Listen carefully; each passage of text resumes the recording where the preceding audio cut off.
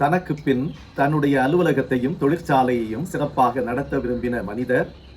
அவர் தன்னுடைய அலுவலகத்திலே இருந்த தனக்கு பிடித்தமான தனக்கு உண்மையான 5 நபர்களை தெரிந்தெடுத்து அவர்களுடைய கரங்களிலே பூச்செடி விதைகளை கொடுத்து, இந்த விதைகளை நீங்கள் பத்திரமாய் செடி தொட்டியிலே நட்டு அதை சிறப்பாக செடியாக்கி கொண்டு வாருங்கள். 30 நாட்கள் அதற்கு நேரத்தை கொடுத்து அனுப்பினாராம்.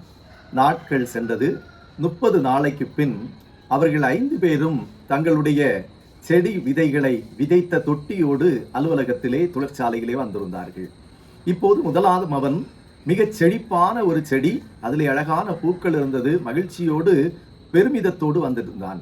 2ஆம் அவன் செடி நன்றாய் வளர்ந்திருந்தது, ஆனால் பூக்கள் சற்று குறைவாக இருந்தது, ஆனாலும் பரவாயில்லை, சிறப்பாக இருந்தது. 3ஆம் அவன் இன்னும் அந்த செடி சிறிதாகவே இருந்து கொண்டிருந்தது. 4ஆம் அவன் இன்னும் செடியிலே பூக்கள் இல்லை. ஆக கடைசியாக ஒரு மனிதன் வந்தான். அவனுடைய கரங்களிலே வெறும் தொட்டி மட்டுமே இருந்தது, அதிலே செடியை காணவில்லை. எல்லோரும் அலுவலகத்திலே வந்திருந்தவர்களும் தனக்கு முன் சென்றவர்களும் இவனை பார்த்து சிரித்தார்கள்.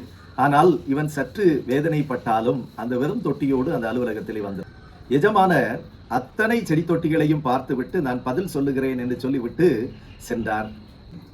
மறுநாளிலே வெறும் தொட்டி கொண்டு வந்த அந்த மனிதனை அவர் தெரிவு செய்திருப்பதாக சொல்லப்பட்டது. எல்லோருக்கும் ஒரு கேள்வி, ஏன் அவரை தெரிவு செய்தார்? அவர் கடைசியாக பதில் ஒன்றை சொன்னார்.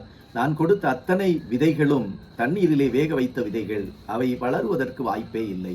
வேதத்திலே ஒரு அழகான ஒரு வசனம் ஒன்று உண்டு, உண்மையுள்ள மனுஷன் பரிபூர்ண ஆசீர்வாதங்களை பெறுவான். இன்னைக்கு ஆண்டவர் நம்மிடத்திலே அதை எதிர்பார்க்கிறார். ஆண்டவருக்கு உண்மையுள்ள மனுஷனாய் வாழ்வோம், கர்த்தருடைய நாமத்தை மகிமைப்படுத்துவோம். கர்த்தர் நம்மை ஆசீர்வதிப்பார். God bless you.